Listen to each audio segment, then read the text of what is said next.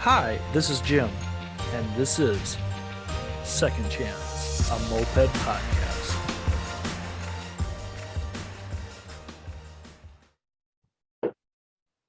And welcome everybody to another week of Second Chance, a Moped podcast. I am tired. I fucking, it's weird. I got to ride mopeds today. Yeah, I should start out with that. I don't know if it's my guest gave me a thumbs up, but global warming is or climate change or whatever we want to label it. It's a thing because it should not be 54 degrees in Minnesota and thunderstorm and raining right now. I like 30 seconds before this podcast went on. I had a power outage and I've had like 3 of those in the entire time I've lived in my house. It was like a blip type of deal. So I'm telling this to my guests right now. Just hold on. If I go away and the internet cuts out, it's because of the power. But yeah, dude, that was so. I'm still doing a special project at work, so I'm going at fucking 5 a.m. And I'm kind of like now at 3 o'clock. I'm like, guys, I'm fucking leaving. They're all cool with that. But I snuck out today and I pulled my like just DR whatever bike out and just got to ride around. And it was so fucking much fun and it made me so fucking happy. And those ergo shocks of the high dollar ones at Treats, those 150, I cannot stress this enough to anybody. If you want an automatic, just feel good, everything for your bike, buy those. Fuck EBR hydros right away. Go for rear shocks because they're simple and you can bolt them on and you'll feel a difference right away. Like, granted, yes, I felt the difference between the hydros and stock freaking forks, but like the bigger differences in those rear shocks. And think about it, people, like, where is most of the weight on your bike? It's on the seat. What's right next to the seat? The shocks. That's where you're gonna feel it. And you know what? There is a huge difference between $50 shocks and $150 shocks. So, it is what it is. But fuck, it was so much fun. And like I did not give a fuck. I kind of took a different route and like I sent that some bitch and like it almost restored a little confidence in me. I'm gonna knock on wood that I know how to build a bike because I was like 4 miles, 4.5, 5 miles, like wide open throttle on a fucking cast iron kit. And I was rolling like 390 head temps. And I mean, granted, it was like 50 degrees out, but like I said, the atmosphere was so fucking weird. It was just, anyways, I'm being a dork and talking about myself, but guess what? You're listening, so you must like it a little bit. I had a lot of people respond very well to the Badavis episode, and I did not realize something. Um, how much of a Minnesota accent Lee has. It's funny. I'm just like, ooh, ooh. But nah, dude, Lee's such a rad guy and such a good friend. That was so awesome. But hey, second chance audience, if you like an episode, don't be afraid to repost it on your Instagram or Facebook feed. That does make it a difference for the numbers and all that stuff. Don't forget to like anywhere you see stuff, subscribe. It's all cool. You know what?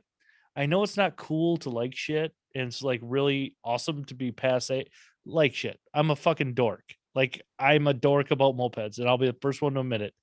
Apparently I'm fake moped army person of the year, so I got that going for me. Thanks, Koipan. I think that one's for you, Jesse.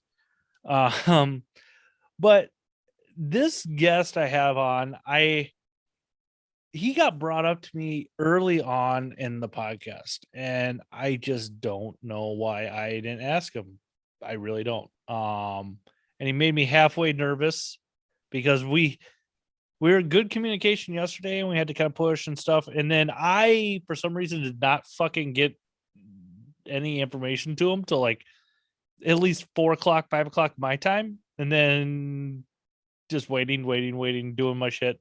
I actually had Maddie Bow on standby in case my guest didn't come on. But Maddie, I love you. You'll be out of Cali soon. You'll be back in Richmond and riding mopeds and breaking shit. So he'll be all right.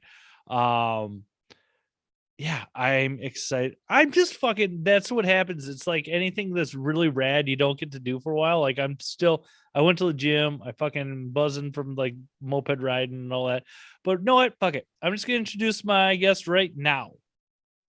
Hey everyone, my name is Tony Anthony. I don't know how you guys know me. I'm over in the outskirts of Los Angeles, California, repping Crossvally Aircooled.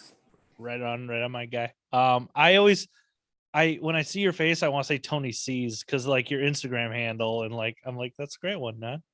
Yeah, or Tony Sneeze, as some of the club members go. And Right on, right on. All right, Tony, here on Second Chance Moped Podcast, we go through people's moped journeys. I.e. the very first time I saw a moped to smile ride mode part of the journey and what it's like today. So Tony, and I know it. We like scooter people here as well, so it's okay. Um, Let me ask you, what is your very first memory of a moped? Not necessarily getting on, but like you can conceptually know you saw and looked at a moped. I was looking for something right around high school.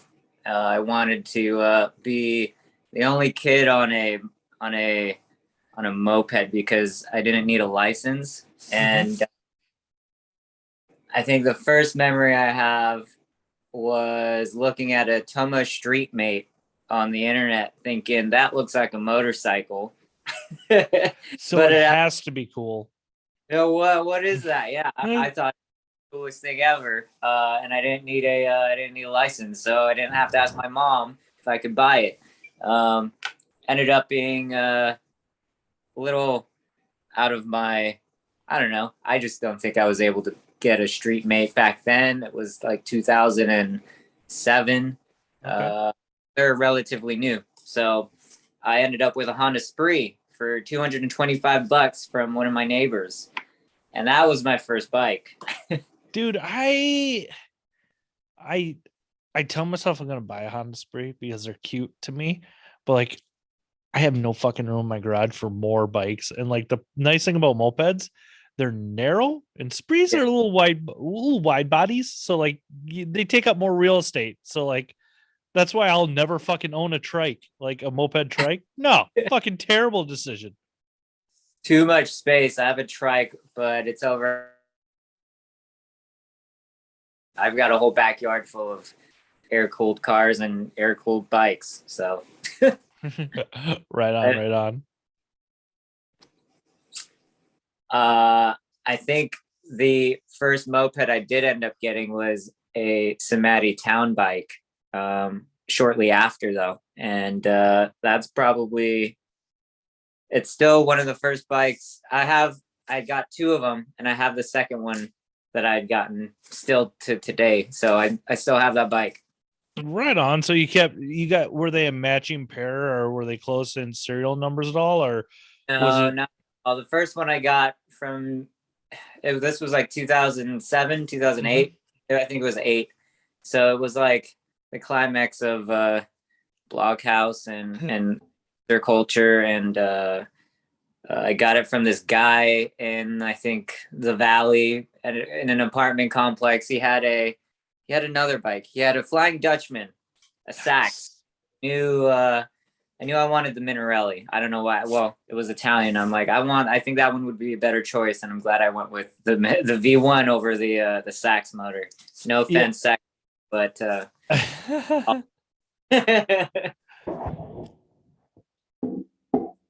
and he had probably the deepest V I've ever seen on a shirt. It went all the way down to his belly button, and I was just like, all right, I'm getting into it, and that was it. I went full moped. That makes me so happy. So I have to interrupt. With a name like Anthony, let me guess, you might be a little Italian? Just a little bit, just half Italian and half Filipino. Oh, so you get out in the sun and you just turn olive. Yeah, Yeah. I tan real easy. Yeah, Yeah. Unlike me, I am and my it was funny, my ex-wife would always say like my ex-wife being black, she would be like, I couldn't have met anybody any more white. You're Norwegian, you're English, and you're Irish. What the fuck? She goes, you're probably translucent as well as somewhere in there. Like, I mean, I don't know. It works out since I'm in California too. We get the most amount of sun over here, so yeah. But I can like, burn and peel in a day almost. It's pretty amazing. I don't know if I'd survive out here if it was me. Right on. But so you're talking about that guy with the longest, biggest V-neck Yeah, ever. neck I'd ever seen, all the way down to his belly button, and still engraved in my mind. It was a purple shirt, probably from American Apparel. Of Uh, course. I don't know. That's when I got into mopeds. So mopeds, Bloghouse, all that kind of stuff, kind of mixed together for when I'm riding. What's Blockhouse? Like, I am just Blog, curious about this. the era of like 2005 to 2010-ish, that all the music that came off of MySpace, that came off of Tumblr, that's kind of when the block, it's like electro indie kind of dance music, I guess. Mm-hmm. Sound System, I think, is kind of considered blog housey. Chromeo was one of those bands back then, but those are the bigger names that kind of fit the same genre of style. But Goldfrapp, let's see. You're speaking way too cool for me, dude. I was still probably stuck bumming around new metal bands at that time. So It was yeah. just that was coming to a scene, and so we're, well, Mopeds not yet, but like that's all I was doing was listening to that music and working on bikes by myself. So every time I hear Bloghouse kind of music, I think of Mopeds, or if I'm riding Mopeds, I'm listening to Bloghouse. Nice. Um, so you got those bikes, like, and what you talk about wrenching, like, what was your background like? Because I always find it interesting sometimes the people who find mopeds, because I mean a chunk of us had a kind of a mechanical background, but there's a vast majority. This is the first time working on anything, and like, yeah. I can tell you that when I first started Mopeds, I was a terrible mechanic. I knew how to change the brakes on my car.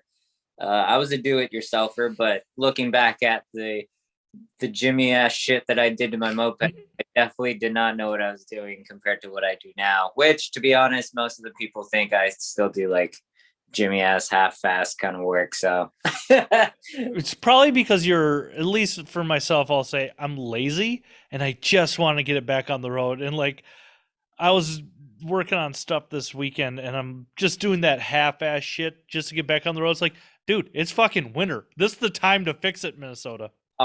aren't the best fixes the ones you do on the side of the road most of the time?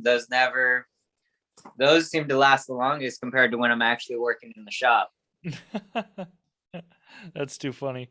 Yeah, not. I mean, I'm a Mickey Mouser of a mechanic because I just want to ride, and so I'll buy a moped, still run it with, like, the old gas, try to run it through. I don't go through the engine really. I clean the carb and then I just ride. So Yeah, that's awesome. More than one bike I've started up myself and just rode, and then the seals finally go. It's like, oh, it's only 40-year-old seals. I just did my first E50 bottom end rebuild probably last month. Oh Ever. wow. That's how long I could make these, I guess, engines just keep going. I don't know. That's Or I'm just beautiful. So you got that bike from that guy, and what was like riding like for you at that point? Because it sounds like you're kind of work in your own little world. Um, like, was there any type of scene or anything like that, or were you just that kid on this kind of riding around this part of LA on bikes? where I grew up. It is 45 minutes outside of like the metropolitan area of Los Angeles proper. And up there, it's a bunch of uh, suburbs. And so I would be riding around the neighborhoods. Didn't really even have to touch the main streets, deal with cops, none of that. I think I stayed within suburbs for the first 2 years of riding. And Mm-hmm. then taking bike trails to get to the coffee shop, the coffee and tea and boba shop I worked at for a little while. And then pretty much I started trying to look into Moped Army was around. I think the clubs back then were the Late Birds and the Bullies. Did my first rally, broke down, but What was that? no, What was that like finding the culture though? Because that's always fascinating to me. Like people are like, "This is the greatest thing ever." Or some people are like, it's not for me." I didn't really understand the culture yet, but I did understand that I was witnessing more than the two mopeds in my garage. And that was probably the craziest part of it. And that people actually traveled from outside of LA. I remember that first trip I had met people, the nicest people too. I don't remember, maybe it was Oregon or something, but it was a trip. I mean, obviously I broke down and I think I only rode 1 or 2 of the days out of all 3. But culturally, I didn't really understand it. I didn't really understand what was going on until I started really going on Moped Army every day, contributing, asking questions, and attending more rides. That it was really, I don't know. I'm trying to think back because like I'm really embedded into the culture now. I'm trying to think back of when I first started, and it was all, it was me trying to get friends from like my neighbors to come out with me. Hey, come to this thing. I have an extra bike, and being the outsiders, no one really knowing who you were, and there was no one else riding up there probably except for like I think there was a guy on YouTube I would follow. He had a Vespa Chow, and he must have been like 60 something years old. That was the only other mopeder in the general area until I sold one to a now club member. That's awesome. That's Yeah. rad. I love stories like that. Like, yeah, there's a random guy, but like he doesn't want to go drink some beers and go ride around get stupid. Yeah, yeah. Yeah, that shit makes me happy. Like, you talk about the late birds and the bullies and stuff like that. Like, were they hosting weekly rides at this point, or was that just that rally you were talking about? I think they were definitely the Lapers were, I think, riding on a normal basis. There was the Choke Moped shop back then too, where everyone met up. And I'm saying like 45 minutes is a long drive for me to come into town to even hang out with these folks. And back then I didn't really have a car to transport my bike. I had what car did I think I drove my dad's giant Chevy like camper van at the time, just to Nice. bring the bike down for rallies or just to bring it down into the city and ride down there. It's about, an hour and a half on moped through like streets that, speed limits are 50. So where I grew up, riding mopeds didn't really make sense, but I still did it. Yeah. You got to So throw a I, kid on. Wasn't Petty Cash out yet with their song? Throw a kid on it, just let her rip, son. yeah. Yeah. I remember coming across that music video and that hyped me up so hard. I did end up getting a kit, but back then I had to get mine from Italy. Yeah. What was his name? Dang. I've heard this kicked around by more than one old head in the scene. It's like, dude, like I am not envious of any of you fuckers. Like right now is the struggle. Does Treats have my kid in yet? Does Treats and I'm such an asshole. Yes, I am this asshole that once a month I will ask them, is this gonna be in this month? And they are so fucking nice. They get to me, no, Jim. And I'm like, okay, I'll talk to you next month. Like and I know their response, but like it's that weird fucking itch in my head. I just have to ask the fucking question. Nah, dude, we were searching the Moped Army buy and sell to see if someone would even give you a used kit or something. I don't know.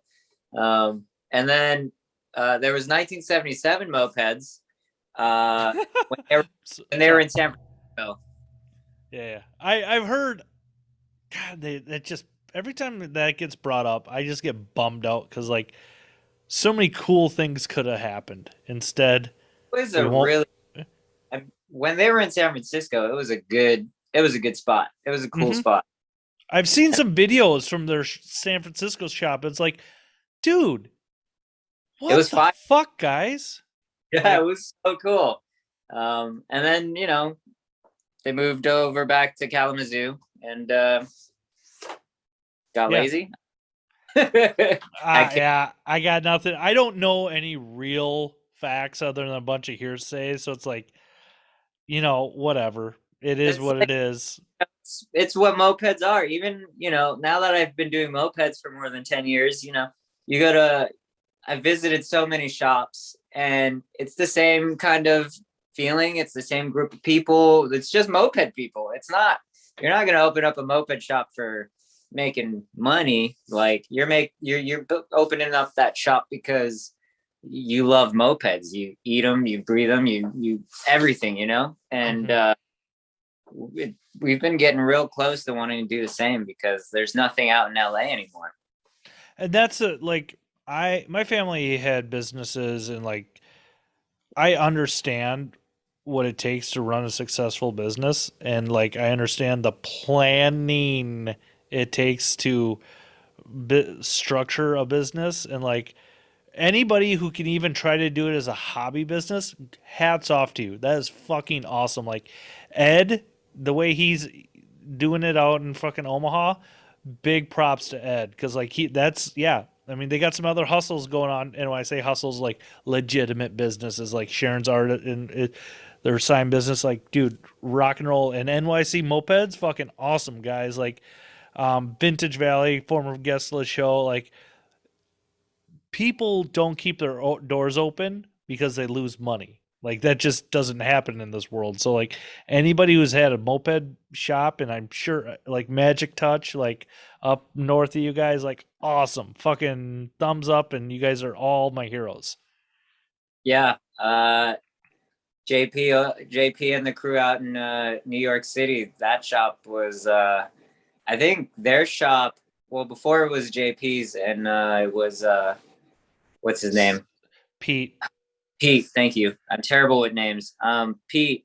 I visited. I think they were the first out of state shop I visited, and wow, was that an amazing shop? Because out in California too, like the mopeds out here, it seems like they've all come from the East Coast. Like they never originated here other than like the very few moped shops that existed in LA. But all the eclectic bikes, we all have like the same kind of bikes out here. We all have the Magnums, but like the cool ones that, the Gorellis you just picked up. I haven't seen one of those over here. Badavis, but yeah. Batavis, sorry. Dude, don't worry. Yeah, dude, like I never saw, honestly, those are somebody told me a number, and I still kind of question that number, how many there was produced, but like we put together at best 15 in the community that we know of. Like, Wow. and everybody's gonna hate me, and I don't know if I revealed this on the podcast and sorry to take away from your story. I honestly looked for that for a week. I said, like, people, you can hate me, anybody who's been looking for a fucking Grand Prix for years. I said something to somebody a week before that ad got posted, and it's like that. I have dumb luck like that. That's literally how I've gotten all like, the bikes I've ever wanted was I'm just going to check today and it pops up and I'm like, oh, I guess I'm buying a moped today, dip out of work to go get it before, someone else snatches it up. I Mm-hmm. don't think I've every time I try to check every single day of my life for something, I never get that bike. So Yeah. I mean, what I lack in social skills and overall deplore, I'm trying to use big words, social skills, I make up in luck and luck. So, mopeds, man. I mean, you can fix your moped to the nines and it'll still break tomorrow. You never know. Something's dude, gonna wreck its mopeds. yeah, yeah. So you kind of you're bumming around the scene a little bit, trying to get people to ride with you. Like, how did you kind of start that little scene that you got going or on the early days? So For when I went into college, I worked at that coffee shop, and then at the same time of working at the coffee shop, I was buying and selling mopeds, Mhm. and that included like the Honda Expresses. I've had Beats, so it included scooters. And at one point, my parents' garage must have 10 bikes in there. Um, Thanks, and mom and dad. yeah, thank you, mom and dad, for supporting my my hobby and addiction. But Well, at least you didn't get into heroin, so you got that going I did, for you. right, and I was making money, and they kind of saw that. They're like, "Oh, you bought that for $100, and you just sold it for how much?" Yeah, mom, $600. Now I can, go buy another one and feed my. And so I quit the coffee shop, and they freaked out. But I was then doing, like digital freelance work, going to college, and still slinging mopeds. But when you have 9 running bikes in your parents' garage and you live in a neighborhood, you've got 9 friends that could come over, and we would ride, like I said, through just the neighborhood. No one had to touch the main streets. And so a lot of people learned how to ride. A few of my friends bought into the mopeds, and that kind of started like our own little riding club out in Santa Clarita, which is where Crossvally kind of originated from. When we started Crossvally, though, officially, I was living in the valley, and we would cross basically the two valleys all the time, and that's where we came up with Crossvally, Awesome, because dude. all of our rides were valley rides up to the Santa Clarita Valley, down to the San Gabriel valleys, and those are all like mountainous and like long stretch rides. So like tuning a bike for long stretches, but also still needing to go up the occasional hills, or going to the San Francisco rally where everything is hills. It was really hard to figure out the medium from when going between the two valleys. I've seized my bike multiple times doing the route. Yeah. But yeah, that's kind of what Cross Valley represents. We're crossing valleys, and none of us really live in the actual, downtown LA. So it's the Outlining Valley Club. So let me ask you this: what's your bike or drivetrain of choice? Because some people love single speed, some people love variated, some people like a 2 speed. Like, if you had your pick, what would be your pick of bike? Um, I think my number one pick and choice is back to the Minarelli V1, only because it's like true and tested personally. Mhm. I've had the same bike since almost day one, and it's gone through like 4 or 5 different reiterations. But the one thing that it has done is never seized on a rally for me. It's the one bike I was still able to ride doubles on and go up the steepest hill in San Francisco. Um, I've had variated bikes. They're cool too, but it's just too expensive and too many moving parts for me to like really want to care about. All Because depends. Hold on, what variated bike did you have? If you had a French one, I understand, because that is a fucking money pit just waiting to happen. I would have been doing the basket of treats. A Hobbit one is not that bad. now, so I've had the first variated ones were Peugeots, which I hated each and every single one. I had to do the electrical on.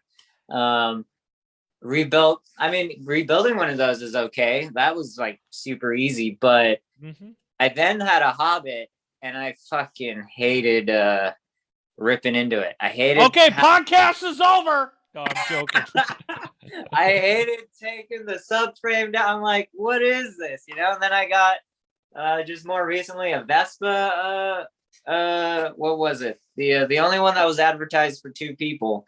Oh, that would have been the Bravo. No, Is was it? it the Bravo or is it a tubed frame?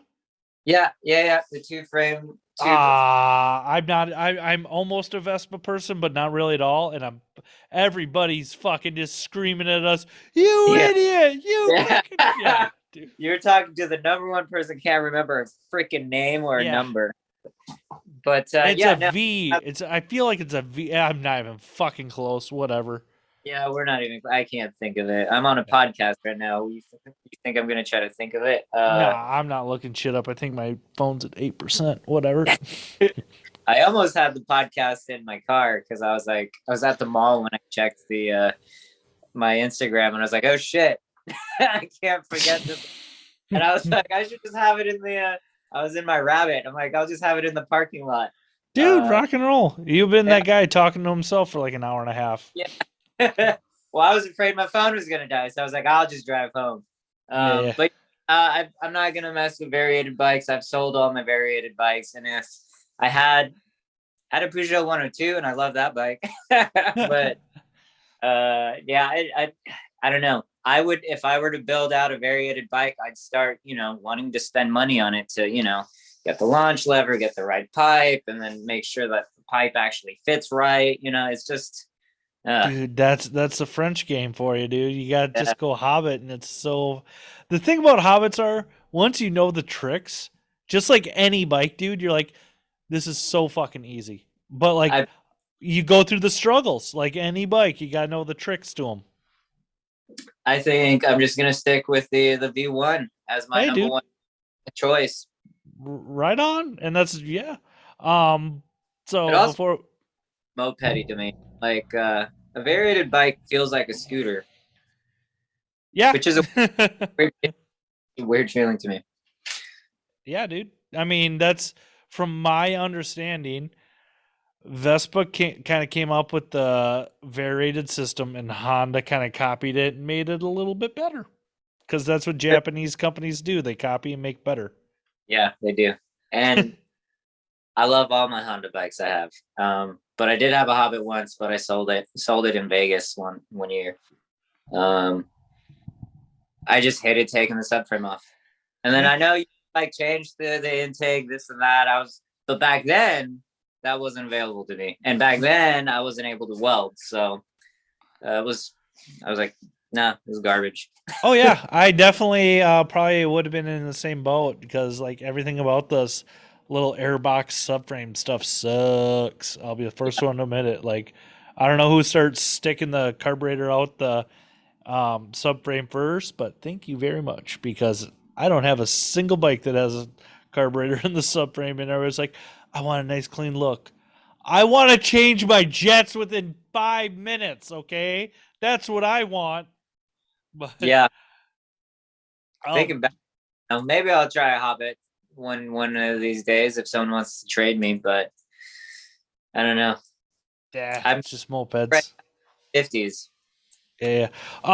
So you talked about a little bit like going to rides and stuff like that. You're kind of forming Crossvally a little bit.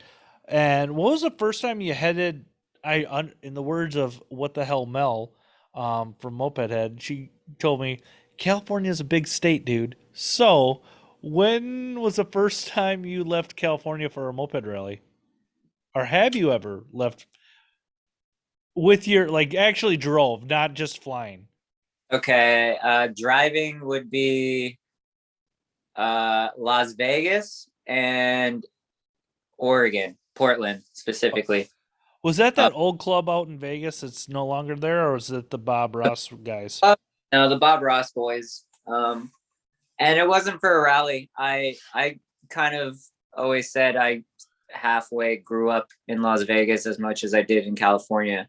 I was out there so much, and I would bring my moped out there and ride because I would just go to places that just didn't have moped riders and ride by myself all the time. But eventually found out that there was a moped club out there, the Bob Ross crew, and rode with them a couple times down the strip, and that was cool. But for a rally outside of California, was the Portland, Oregon one, the uphill battle.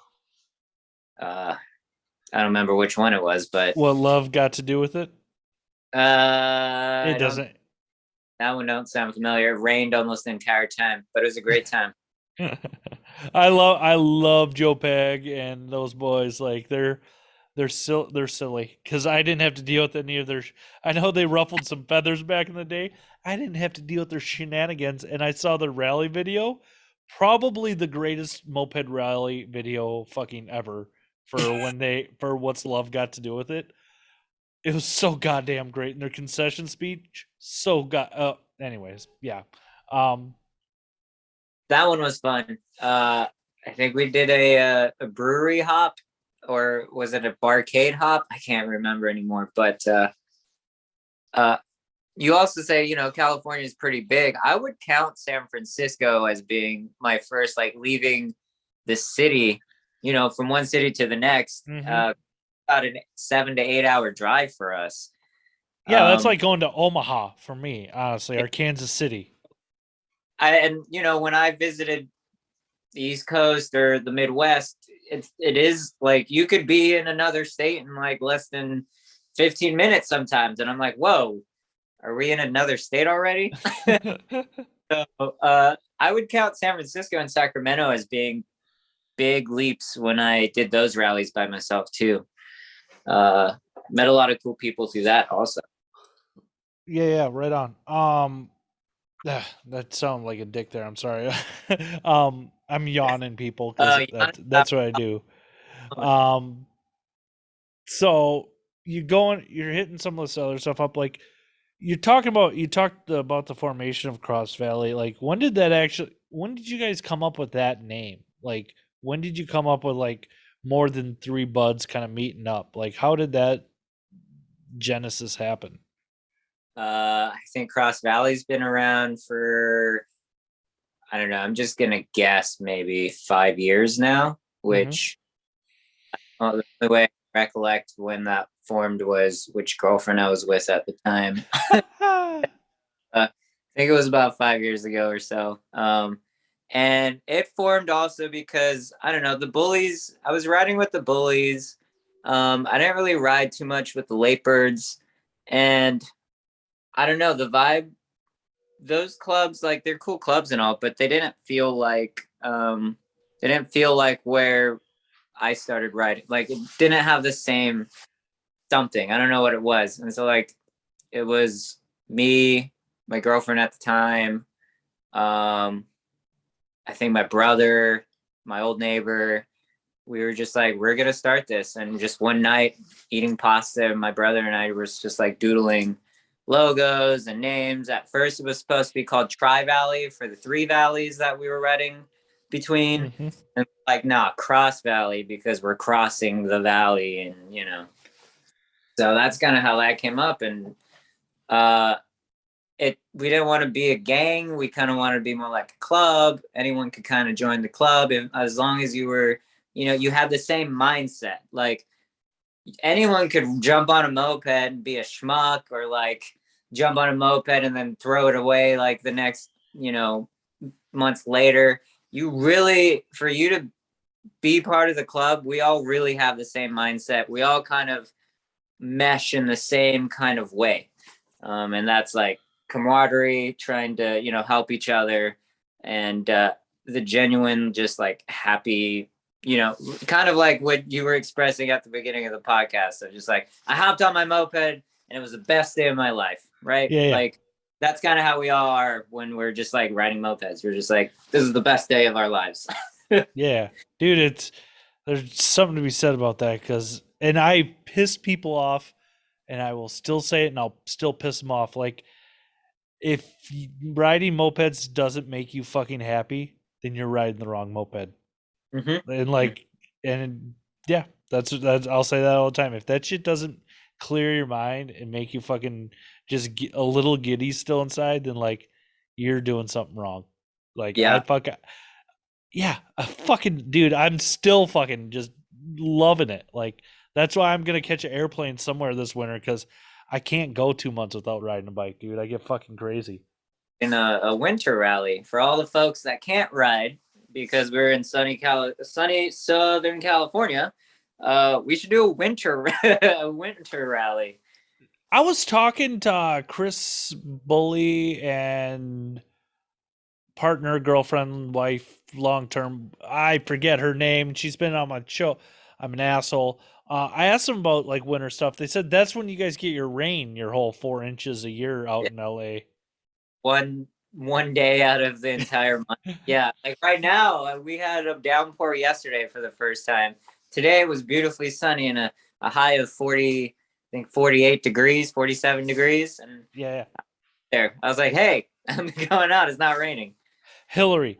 Chris's girlfriend's name is Hillary. Jesus Christ, I'm an asshole, but yeah, dude, do a fucking winter rally. I'll fly out for that shit. Just have to If I, loan me a bike and give me a place to eh, stay and all that stuff. But whatever. yeah, uh, I've got a huge backyard full of mopeds, but I'm sure I can move them to the side and host some people up and camp. Hell yeah, dude. So I'll you, let you. what was that? I'll let you all know when the actual dates come to fruition. We were supposed to have our rally 2020, and then COVID hit, and we're like, well, I guess we can't because they shut down all the campsites too. We're like, that seems like the number one place you could go during a. Dude, that was what was fucking nuts in Minnesota. So like in St. Paul and Minneapolis, they planned it like when the cities were being formed to have roads around the lakes within the city proper. So like the rich people couldn't own the lakes, which is awesome. But what they did was fucking shut down the roads around the lakes because they didn't want people driving around the lakes or walking. Like it was the most fucked up thing ever. It was the don't get me going. Don't get me going. Okay. Like it Yeah, just, I just got mad because I couldn't ride my moped around the lake. That's all it really was. I was selfish. yeah, I'm right there with you. It was weird closing down campsites. We didn't really even ride during the beginning of this pandemic. um, I don't think anybody did. Everybody was just at home, like freaking out. I mean, yeah, yeah, out. Uh, but now we're like, we should have rode. The streets were empty. I maybe I think in April when everything, like a week or two, everything got shut down. I was like, I gotta get out and ride. And I did kind of this loop I call of Minneapolis and St. Paul. It can take like 2 to 3 hours, 45 minutes. There was no fucking traffic, dude. It was insane. Yeah. Yeah. We could get from like the East LA part of town to Marina Del Rey by the ocean in less than, that's usually like an hour by car. And even by car, it only took us like 10 minutes, which is like record breaking, like, whoa, but by moped, it's always the same. It's always the same 30 minutes to get there. So let me ask you this: like, what kind of speeds are you guys running out there? Are you running kind of more stockish bikes? Are you running No. kitted stuff? Because I'll admit, I'm an idiot, and I started chasing speed a few years ago, and now I can't stop. Oh, I'll let you know since I've been doing it a while. You go back to stock. Like my number one bike now is a completely stock Z850 Maxi, and I love it. It brings me right back to the beginning when you couldn't get speed parts. Like you could de-restrict the airbox, but you know what? I keep it restricted because I like it quiet now.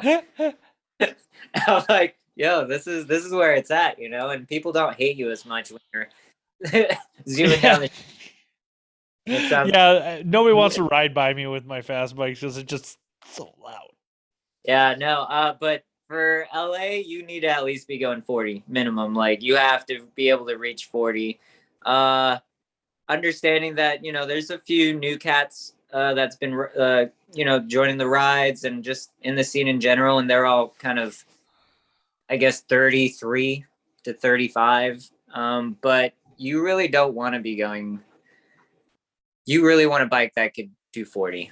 All our bikes in the club are 45, like solid, just 45 runners. It is. That's a magic zone because you're fast enough where you're not getting ran over by traffic, and yeah, it's just a Yeah. safety factor more than anything. And for crossing, the valleys, there's a lot of long stretches. And 45 doesn't even cut it because people are going 55. But Yeah.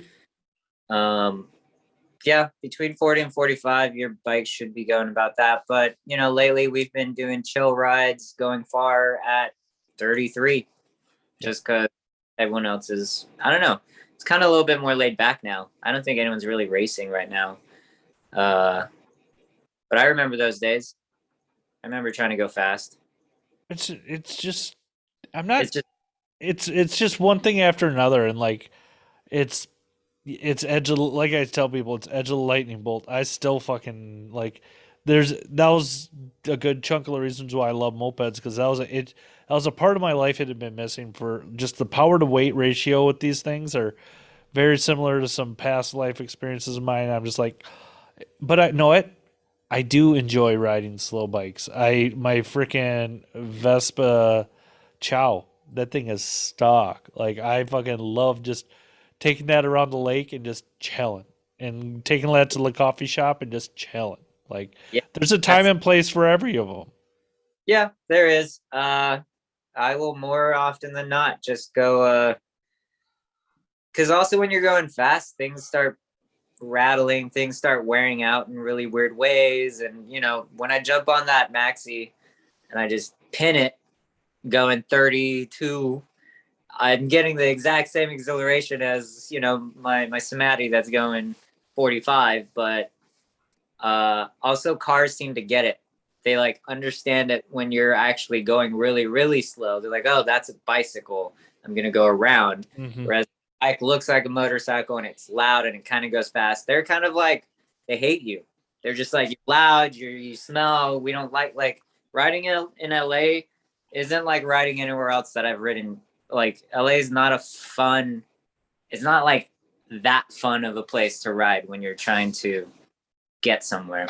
Way to sell your rally, P.S. Well, for the rally, we're actually going to do the Crossvally route and get out of the city. Like, we're not trying to ride the city. We're trying to show you the routes that we take. You boys better get planned, because I want somewhere to go in February. Then All right, 100 miles. It's like it's perfect ride. that is awesome. I like 100-mile day. Like Jake Kane, one of the last long rides I did this summer, him and I put on fucking, I think it was like 98 miles or something, just something stupid like that. It was like just barely, I was like, but It's amazing. Yeah, and yeah. then you crash afterwards. And you're like, that was great. Yep. Nothing wrong with it. Yeah. So you started talking about the formation of Crossvally. Talk a little bit about wanting to do a rally, but like, how did you guys, before COVID, pre-COVID and after COVID?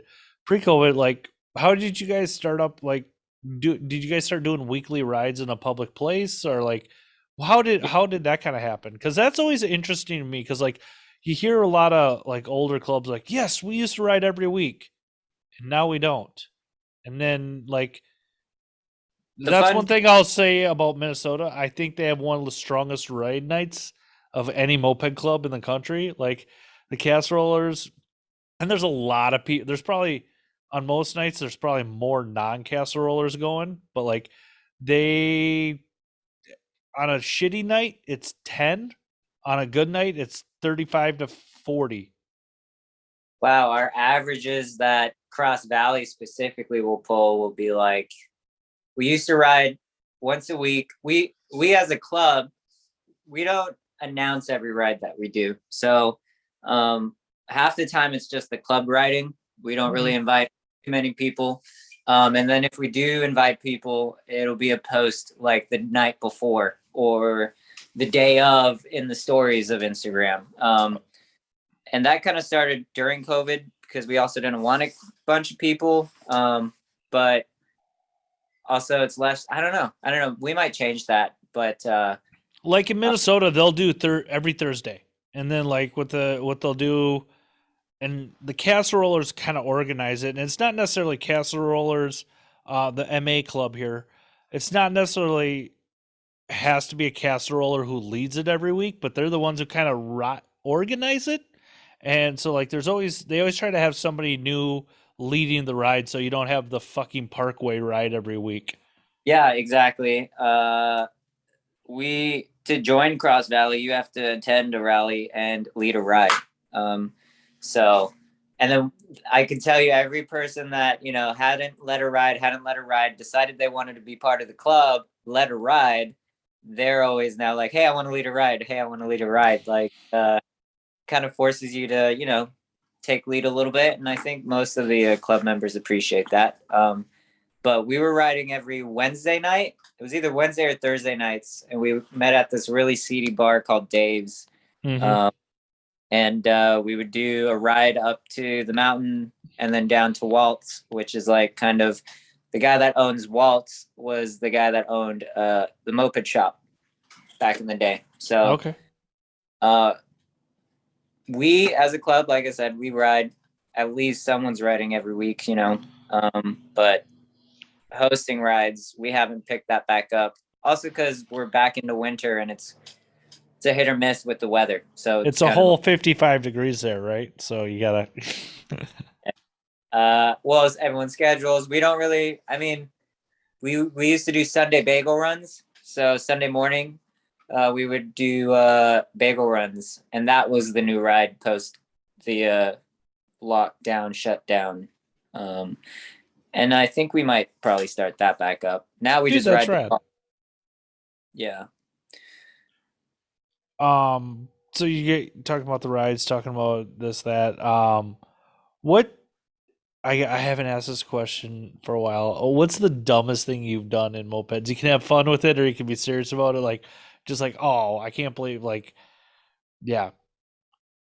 I think there's a couple answers to that. I remember a few times at a few rallies where I'm like, this is the dumbest thing I've ever done, but I don't remember what those instances were. But the dumbest things I've done with mopeds too are like my hacks of trying to get the wrong pipe onto a different bike. I remember my first bike, I had a bi-turbo for an angled port, probably a Tomos. It was probably a Tomos bi-turbo back then, obviously. And I tried to fit it onto a Samati, and I used, fittings from Home Depot to That's make awesome. it right. Just before I was able to weld, before, just those pipe fittings. Same thing with the intakes, done that before.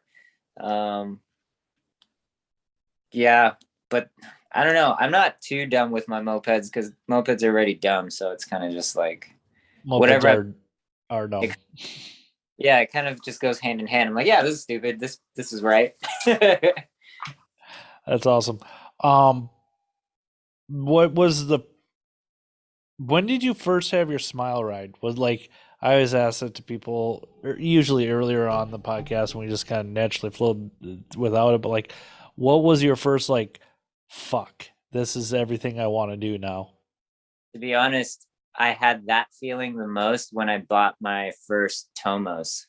It was the first two We speed. forgive you. We forgive you for having it. No, I'm fucking with you. Thomas are rad. I rode my Samat maybe like after I kitted the Samati, I was like, wow, this is pretty fast now compared to what it was doing before. But like when I jumped on a Tomos and I was just able to kick back, it started up, and then I could just take off. It shifted into second gear, I come to the stop, the brakes worked really well. I was just like, wow, what is this? This is mopeds. And that's when I was like, okay, I'd already been riding, but like I'm like, this is a newer moped. This And actually goes over 25 and it's not rattling apart right now. yeah, Awesome. it was a 2005 Tomos ST. It was red, bright red. I put red everything on it. It was a fun bike. Right on, right on. Also, I think Honda Expresses are a lot of fun too. They are. That's why They're I like kind of want one. tree twigs of a moped thing. It's like just poles. It's just all poles. Yeah, That yeah. one. What's your favorite scooter? I know you got a lot of scooter pictures in your Instagram feed. Like, what's your favorite scooter you got right now? I just picked up for the first time ever in my entire life. I hopped on a Vespa scooter. It's a PX 150, 2005 model too, which isn't a California legal bike because of our EPA. But I got it registered. It has a California plate on it, and that bike is insane. It's a 4-speed, 2-stroke, single cylinder, and so when I'm riding that thing around, it still feels like I try to compare it to my Honda Spree, but the Honda Spree is a completely different ride experience too. Like that's kind of like it's hard to explain. If you've ridden a spree, I'm sure like every person that's ridden a spree can say, "Oh yeah, sketchy," or like the same kind of like weirdness. But this Vespa, it's a 4-speed on the freaking handle, and it rotates, and it has like a clutch, and I've just like blowing my mind. It's much bigger and heavier though, and it's made out of all metal, and that's Yeah. kind of I've never driven a Vespa, but I bought one before I even rode it. I bought it, and I was like, I'm gonna buy this. I'm gonna sit on it and just take it away. But like, I almost ate shit immediately because like 150 cc's and a 2-stroke Oh, yeah. is gnarly. Yeah. And yeah, that bike is a lot of fun. Probably shouldn't be. That's yeah. I don't know. I don't know. Now, do you need a motorcycle license for that in California? You need a motorcycle license for a moped, but you only have to register it once. But you definitely need to go get your license so that you can learn the rules of the road. Otherwise, you're gonna out here. Yeah, that's a very good point. What are some of your things you want to try to do? And the memes going around in 2022. God damn, I hate we gotta say 2022. 20. 2022. I'm gonna get trapped in that for fucking hours now. Well, what are some things you're looking forward to do besides throwing a rally in February? Now that we decided you're doing that. Official. It's now out there, I guess, right? Yeah, sure. I think 2022. I really now that we're kind of coming out of, or I don't know if we're actually coming out of like hibernation in a way, right? I want to see like I want to see how many moped people, because like being in the moped scene prior to COVID, I saw, when mopeds were kind of quote unquote big, there's big rides. I want to see people out there again. I want to know, because you could have a ride planned a week in advance and still only see half of your friends. Like, I want to know what, once things are opened again and it's safe to like really, feel okay to be talking with and hanging out with your friends, like what does it look like on a weekly basis? Like I really want to see. And then like now that the club, we patched in I think 3 people through COVID, and I want to know what it's like to really get the whole gang out there and just mopeds in masses again. Whereas it's very grouped out here, because also it's far. Like there's people on the east side, there's people on the west side, there's people up north, and what happens when you start having weekly rides again that new folks kind of join in on, and then maybe they start leading the rides? Because when we were leading the rides and having our weekly rides, it was always me. I was always the one there at the bar every Wednesday, meeting the people that have been coming all the time. But now that, I think people are kind of seasoned into it now, I want to see the seasoned people, the new seasoned people leading the new people, and kind of just me sitting back. I want to see how that kind of flourishes and not be always the lead. I'm kind of tired of the lead. I want to see the new energy. I want to see what it's like. How many people are in Crossvally right now? I think there's about 13 of us. That's awesome. Like that, and that really makes me happy to hear you guys patched in new people during COVID. I know Zeros are recruiting like crazy out in Ohio, and like I can't say it enough, dude. If you want to go see a rad Midwest shop and freeze your ass off, you got to fly out to Toledo and go check that out, dude. And the boys there, they'll fucking treat you right. I can't speak highly enough about the Zeros and how nice they are. That's awesome. I want to go check that. Yeah, I definitely want to go check them out. Yeah. I just for the first time visited Chicago a couple years ago. I visited the shop up there. I haven't checked out JP's shop. I checked out the old Second Stroke in New York, but haven't. Were you there for a rally, or were you just in New York kind of visiting? couple times it was just visiting, and I would just hit up the shop. I always try to find the local moped shops wherever I mean, I actually technically try to just visit places that have a moped shop. Yeah. The last time I was in New York, it was for the Upjet rally, something about not your father. I can't remember what. With the super pook. Yeah, Dude, that yeah. thing scared me just watching the That was videos on YouTube. what a great season of mopeds. I like to think, when they were doing the stuff on YouTube and everything, it was like a legitimate like TV show to me. I was just like, and then to see that super pook out there, I was just like, whoa, it's actually real, and met a lot of cool people on that rally. That was a good one. Yeah. I can't speak. Everybody who I've dealt with in Upjed, love them. Like, yeah, just Parker and the boys. Like, Yes. yeah. Shortcut and everything. I'm tired and just trying to pull more stuff out to talk about because I am an idiot and I volunteer to work at 5 a.m. because I'm an idiot. Did I mention that? What? How many miles a week do you end up riding then? Like that's always curious to me because like I and I'm not trying to throw shade or like compare anything. Like some people will talk mopeds, but they ride like once a week. And that's okay, but like in the summer, dude, like I'm wearing shit out, I'm breaking shit all the time because all I want to do is ride. I can tell you probably last month, almost all my bikes were running, or 2 months ago. And now maybe there's something wrong with all of them except for maybe 3 now. That makes me so happy, dude. It doesn't matter where you go, shit's breaking. Yeah, and I'm like, doesn't I just rebuilt? I rebuilt this E50. Dude on the bike was riding it, and now there's an electrical problem that I can't even find. I'm like, I literally just put this together, but I don't work too far from here either, so it's about a 20-minute ride to work. So I'll ride there. I don't know the mileage. It might be like 8 miles one way. So I don't know. It's more dependent on, am I late? Okay, I'm not late. A bike that's easy to pull out and I could just start it, or do I need to tinker on it first?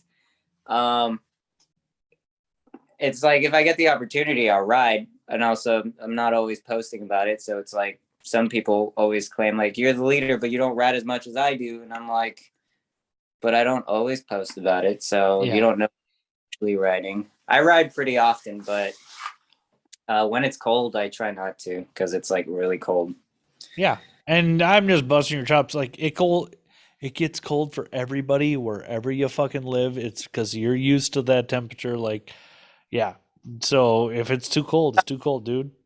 I was out today because it rained yesterday and I wanted to experience, that wet air, which is not, that normal out here. So I do like to experience riding mopeds is all about the experience. I do like all the vintage car stuff because of the experience. Like it feels different.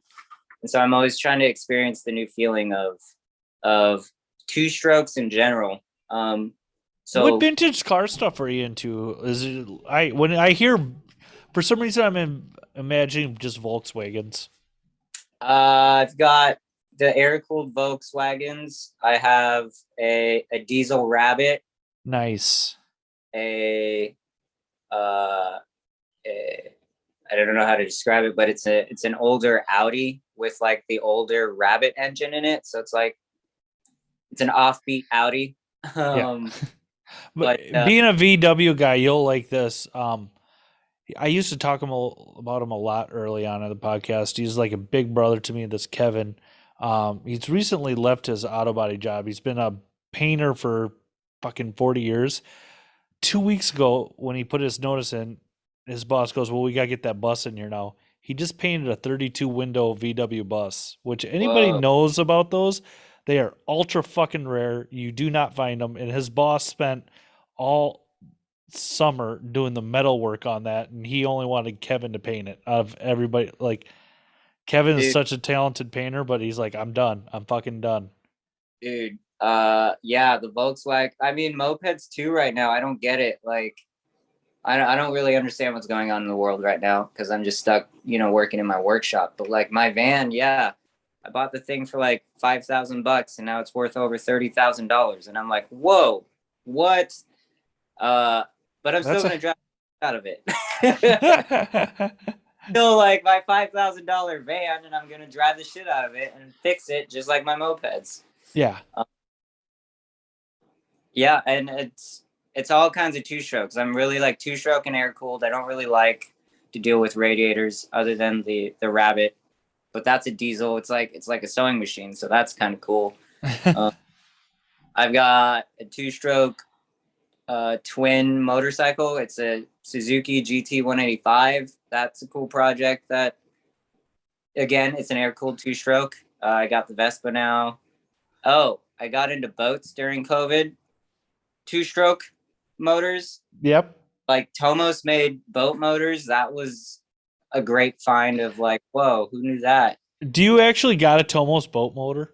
No, I have. Yeah, everybody talks a lot big game about like we're just gonna start a boat club. We're all gonna run Tomos motors. Nobody in the moped community fucking owns a Tomos boat motor. I'm really convinced of this. We're trying to coin the term the moped navy out here. We've got 3 mopeders down here specifically that all have boats. My first boat was a two-stroke boat. I have two-stroke boat motors, but trying to find a Tomos one out here is rough game.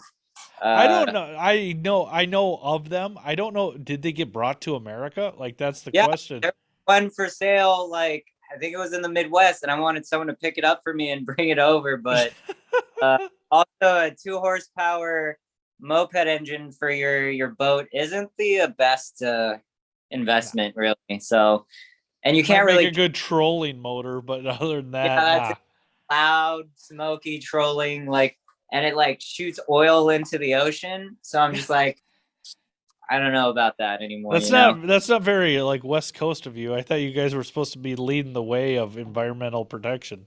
Yeah, I switched to propane. So,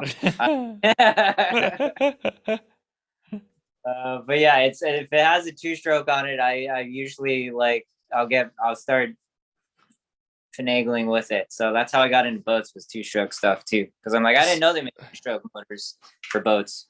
Oh yeah, that was the way it was for many years. When are you getting into chainsaws then? I'm not into chainsaws, but we got someone up north a little bit that I say up north because LA is down here and Santa Clarita is north of LA. So the other part of the crew is north of me. But he's always talking about chainsaws and when I'm going to get into chainsaws. And I'm like, probably not. Dude, they're fucking nuts. That same Kevin who I'm buddies with gotten into chainsaws the last 4 or 5 years. Yeah. I've ran his hot he calls it his hot saw. Those fuckers buck, dude. Like if you ever get a chance to run a fucking chainsaw that's been built, it's an experience, I'll say that. It's pretty fucking nuts. The problem is I just don't. I mean, LA. Not a lot of wood. Yeah, we're not chopping wood really often out here. Dude, just go to the Hollywood Hills. Just start fucking cutting shit down. Like fuck it. Like with it like ripping too. It's like brapping. Yeah, exactly, dude. Yeah, I don't know, man. I think the last thing I just heard was the governor wanted to ban 2-strokes again in like the lawnmowers and stuff, which is like a thing that keeps circulating around. They're still around, but that's California. Yeah, dude. Like you don't even say the words because then it'll happen eventually. Like if we just don't talk about it, it won't happen. Like exactly. Because how about like if you want to actually do something for the environment, why don't you regulate some corporations a little more? I don't know. Yeah. Just with you. not to get political on that at all, but it's like these little fucking things don't do it. It's fucking all the shit that these. Anyways, yeah, motors, mopeds, chainsaws. You gotta get some because it could be fucking awesome. All right. I don't know. I'll look into it, but I already got enough engines I need to work on. Oh yeah, and know what the problem is? I've become convinced of this. The more storage area you find for your moped, you find more places to put moped parts, and then you get more mopeds, and it's just like, oh my god. I know. I'm gonna also throw out there, if anyone wants a moped, hit me up so I can sell them some mopeds, because I've got way too many mopeds. But know what? Do you though? No, Do you? because two of them work right now. So my back stock is So if you want a bunch of broken mopeds, I know where a bunch are in LA. yeah. Yeah, dude, don't worry. I got a bunch. I've in my garage right now. I have 1, 2, 3, 4, 5, 6. I've got 7 mopeds. Know how many are running? 1. So our ratios are about equal. We'll say. Like I think the Grand Prix will start though. Like it's missing a belt. Lee, you're supposed to fucking bring that to me this week. I'm a little disappointed in you, but because I just put gas down the cylinder. I just want to see if it'll pop off, and it did. And I'm like, motherfucker, now I want to put gas in the tank. But and this was when I got 21 inches of snow this weekend. Like, yeah, dude, I'm like, I can't take it anywhere. So I was a little mad. About 40, 45 degrees, 48 degrees. Yeah. Run it. Yeah, just run it. Yeah. Hey, I was out there today. So, yeah. No, it was nuts though, running my bike today because, again, the weather's fucking nuts. It was so humid out, but like you go near if you're going and riding around, we got hills and stuff like that, and you go near a lake, all of a sudden you get a shot of cold air. So it's like almost it's weird. It's almost like it's too rich, but then you hit that lake air and then it just leans out like that, and then all of a sudden, I'm alive. It's yeah, dude, because it's fucking I've never had a moped simultaneously go from 4-stroking to leaning out that quickly. I was almost worried I was gonna blow it up. I'm like, fuck it, I don't care. In San Francisco, that's where I first experienced that kind of. Does it have an airbox on it? Fuck no, I just got the carburetor. No, I don't run. No, I've got a freaking 19 Polini carb out the side with a screen. Like I don't do airboxes. That's probably why. Yeah. That's why. Right on. God, man, I can't thank you enough for coming on Second Chance Moped Podcast. Don't forget, people, check us out at Instagram, like, subscribe. Do you want to point anybody to any Instagram handles or Facebook groups? Yeah, you guys should all follow, if you're not already, Crossvally Aircooled. It's Crossvally_Aircooled. My social handle is Toney C's, IEZE, because C's was already taken. But yeah, and if you're in California, specifically Los Angeles, come find us. We've got a buttload of loaners. And they'll probably be running by the time we all get out there for the rally in February. Apparently, that's now happening. We decided it's happening. The way it works is you come and you fix your own moped, and if you're a good mechanic, you'll make the ride. If you're a terrible mechanic, we all know you suck. So, dude, that'd be a great rally. Come and fix our bikes, and you can ride them. There's 15 bikes for y'all to come wrench on. All the parts are there. Just you have a day to wrench, a couple hours to test, and we ride 100 miles. That's a Crossvally rally in February. Yeah. Good luck. Yeah. Well, we did have some folks come from Seattle. They came down, and they fixed 2 bikes and they rode them. And I'm like, there you go. Yeah. Well, it's mopeds, dude. Come on. Like that's what I go visit somewhere too. I'm like, hey, can I ride? Well, they're all broken. Can I fix your bike? Yeah. I'm pretty good mechanically, but like chasing those electrical demons though, like I get annoyed real quick. Eventually you figure it out. But yeah. But thank you me tonight. It was a blast. Yeah, dude. Well, stay in touch. I'm gonna harass you to have a rally now because I want somewhere to go that's warm in February. And everybody, I don't know if you heard it on your end. We'll see how this podcast comes out. If there's audio issues, there's something that happened in this last Zoom download that's kind of made it goofy for me. So I apologize about that. But guess what? I don't edit for shit. So this is what it is. You get what you pay for. Again, thanks for listening to Second Chance Moped Podcast. Don't forget to just spread the word. And if you want to give me shit, because it's Christmas time, a boy needs more Moped t-shirts. That's all I can say. Toney, you stick around. We'll talk a little bit after the podcast. Thank you very much for coming on. And don't forget, Toney, mopeds are dumb. Talk to you later, my guy. Bye. Yeah.